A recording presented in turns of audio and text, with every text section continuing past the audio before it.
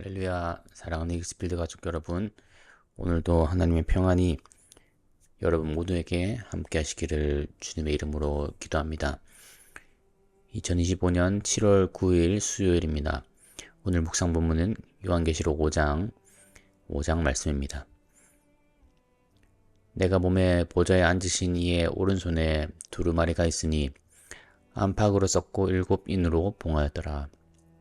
또 봄에 힘있는 천사가 큰 음성으로 외치기를 누가 그 두루마리를 펴며 그 인을 떼기에 합당하냐 하니 하늘 위에나 땅 위에나 땅 아래에 능히 그 두루마리를 펴거나 보거나 할 자가 없더라. 그 두루마리를 펴거나 보거나 하기 합당한 자가 보이지 아니하기로 내가 크게 울었더니 장로 중에 한 사람이 내게 말하되 울지 말라. 유대 지파의 사자 다윗의 뿌리가 이겼으니 그 두루마리와 그 7인을 떼시리라 하더라. 내가 또 보니 보좌와 내 생물과 장로들 사이에 한 어린 양이 서 있는데 일찍이 죽임을 당한 것 같더라.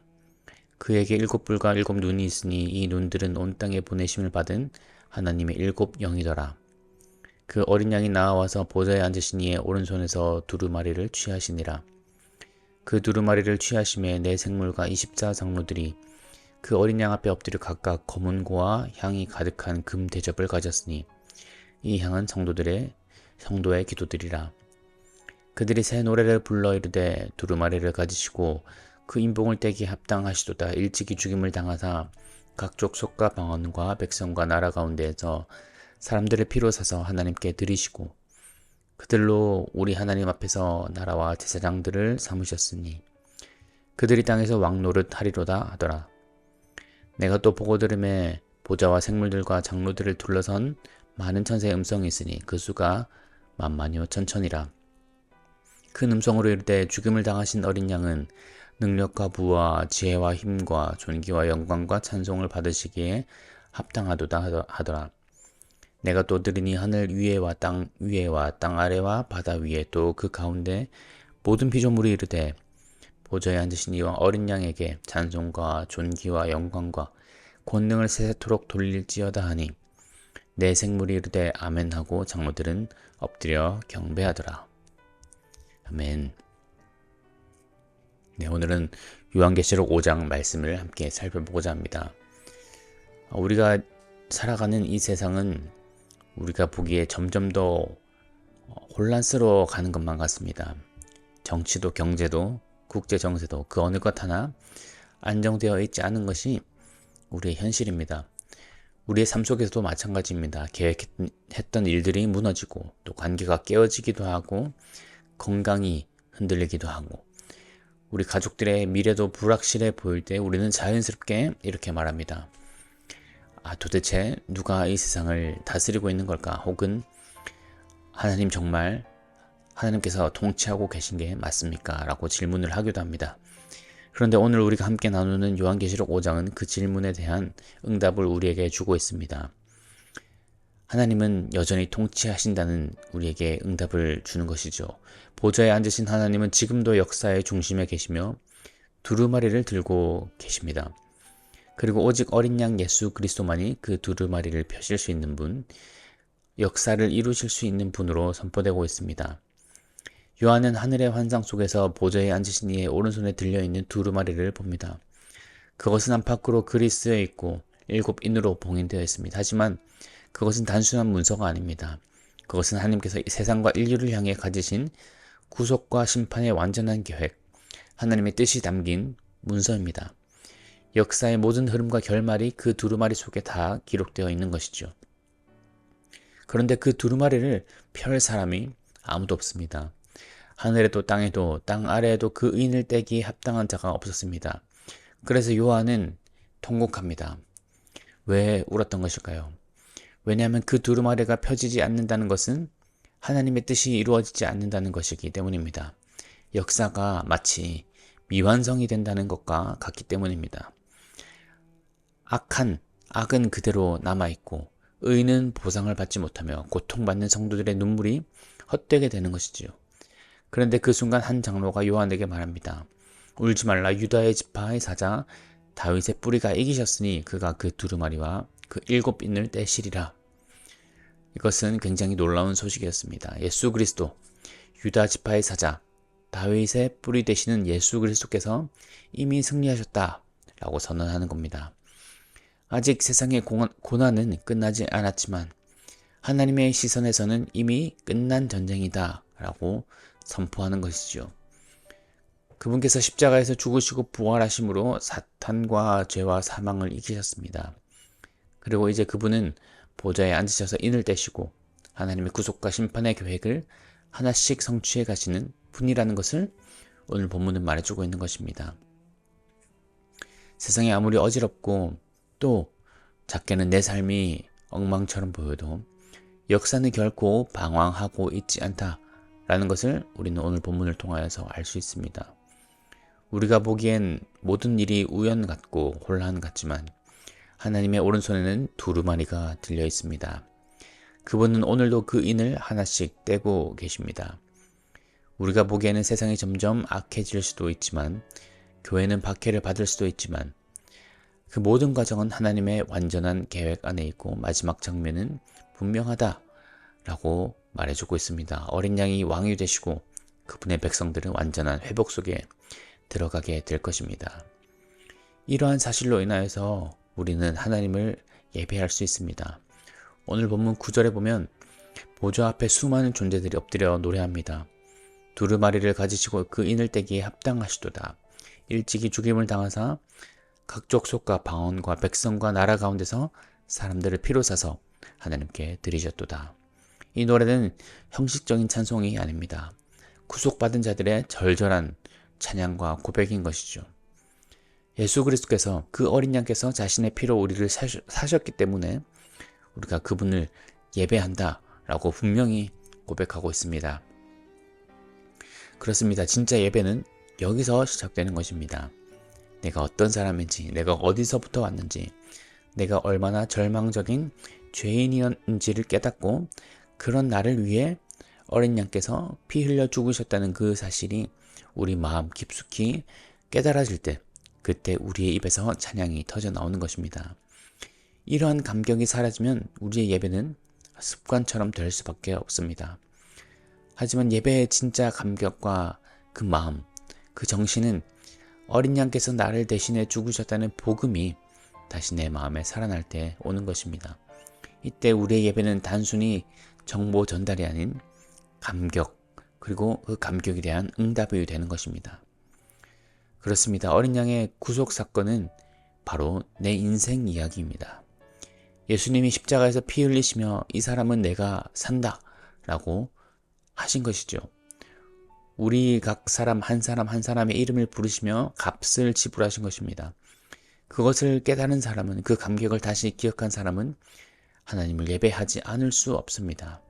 다시 한번 하나님 앞에 무릎 꿇지 않을 수 없는 것입니다. 예배는 단지 주일 하루 한 시간의 행사가 아니라 우리의 삶 전체가 어린 양의 피에 대한 응답이 되는 것입니다.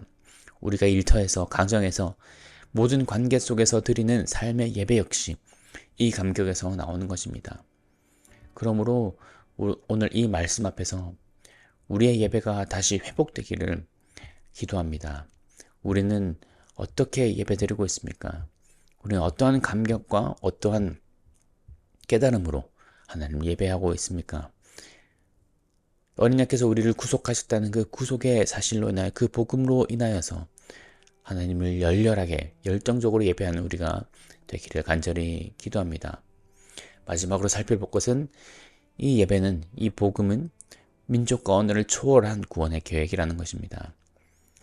우리가 오늘 본문을 살펴보면 아주 놀라운 사실 하나를 마주하게 됩니다.